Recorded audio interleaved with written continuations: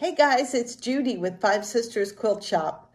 Are you guys ready to start block 2? I have to warn you, it's a little more involved than block 1.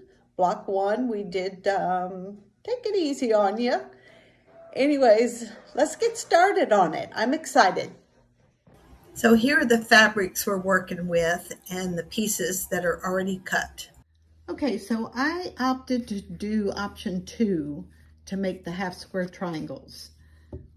That means I'm going to put these two 7-inch pieces right sides together, and I'm going to sew a 1/4 inch around all 4 sides. Now it does recommend that you use spray starch. All right, so I'm putting these on top of each other, right sides together, and I'm going to spray the heck out of it with spray starch.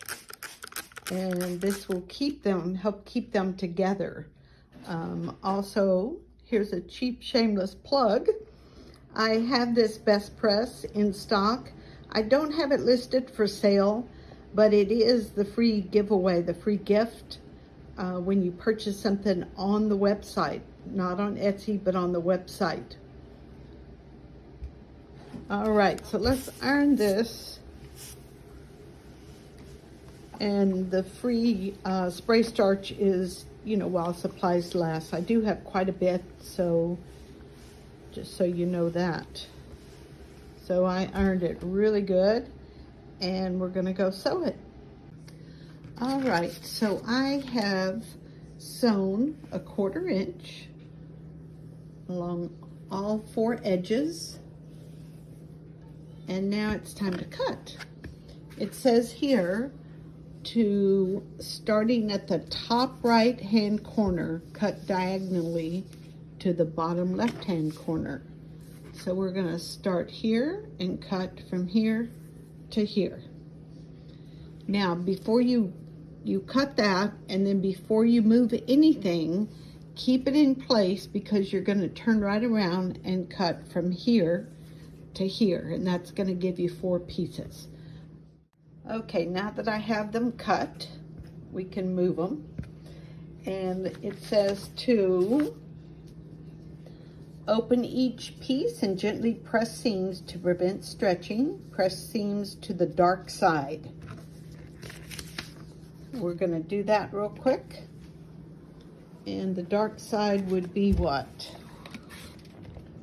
The dark side would be obviously this dark fabric. So we're gonna gently, now I have a lot of starch on here, so this is not stretching at all whatsoever, and we're gonna iron that.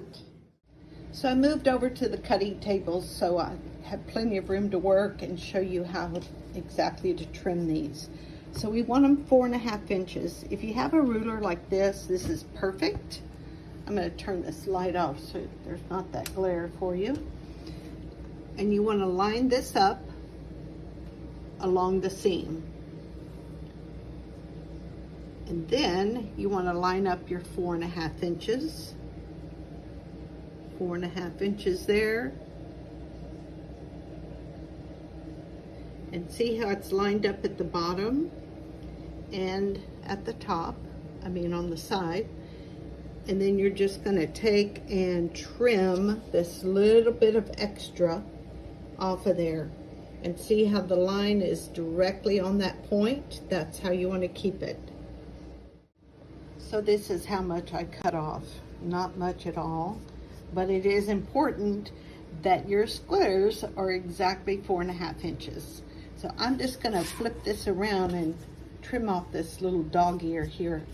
We don't need him tagging along. We're just going to get rid of him.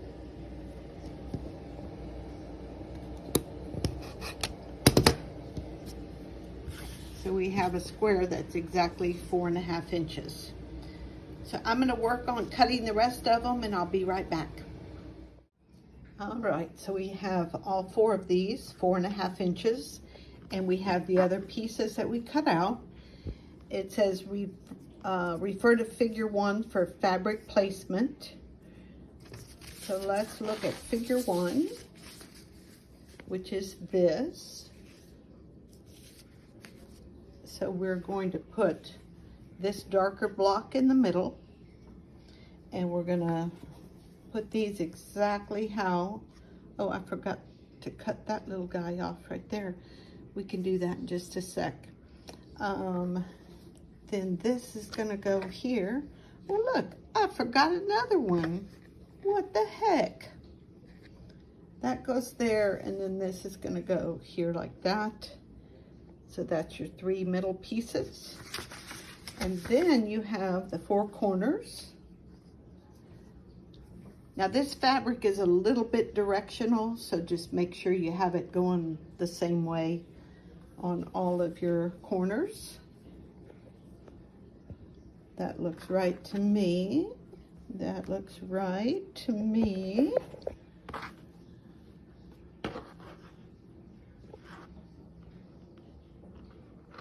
And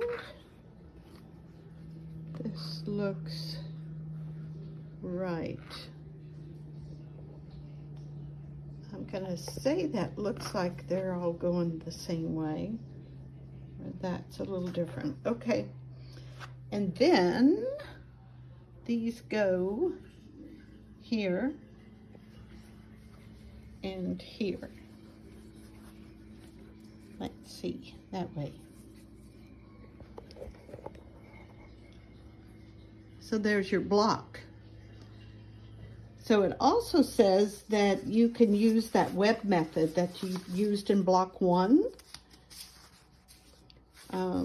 Refer to block 1 instructions on chain sewing and making a web to complete your block.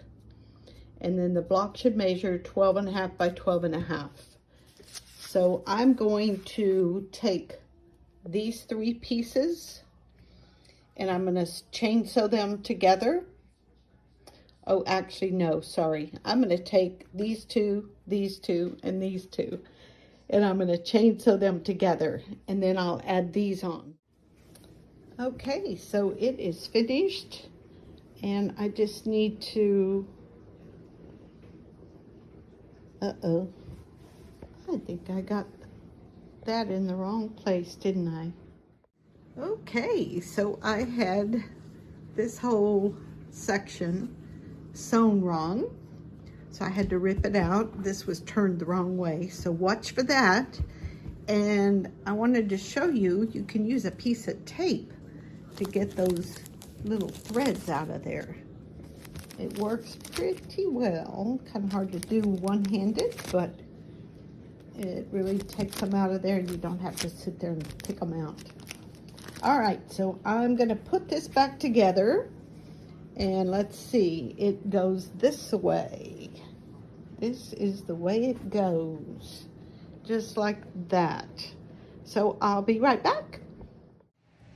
Okay, so I'm gonna sew these last 2 seams, and I wanted to show you something. This particular piece right here is just a little bit bigger than that piece. And I don't know if maybe it did stretch a little bit, even though I had a lot of starch on it, but I'm gonna be honest, not everything I sew is perfect, so I'm just gonna deal with it, and I'll show you how I deal with it. I'm gonna what you call ooch. We're gonna ooch it in there. So we're gonna start here, and I pinned it just so I don't lose any of the match on these particular sections, because this is ironed down and it's not going to lock in as you go, so we're going to just keep it where it is with the pin and it'll lock itself in. So I'm pulling a little bit just to keep this top fabric flat, and see, it's sewed fine. But if I wouldn't have pulled a little bit, it would totally be like wrinkled, or it would end up having a little tuck in it.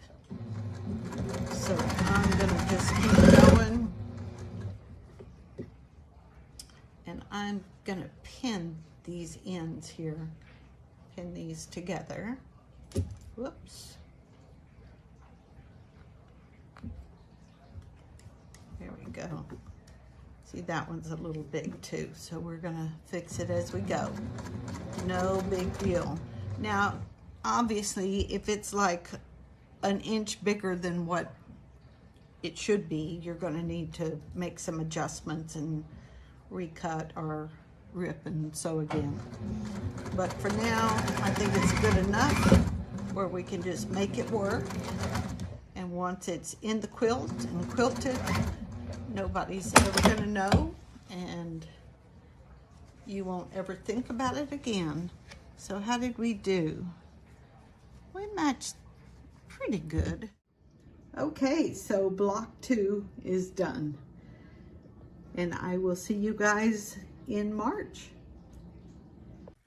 Hey, so I just wanted to pop in here at the end, just to say this was not my best work, but I did get, you know, the block accomplished. I got it done. I'm gonna go over a couple of things that I did wrong and I'm gonna have to redo actually.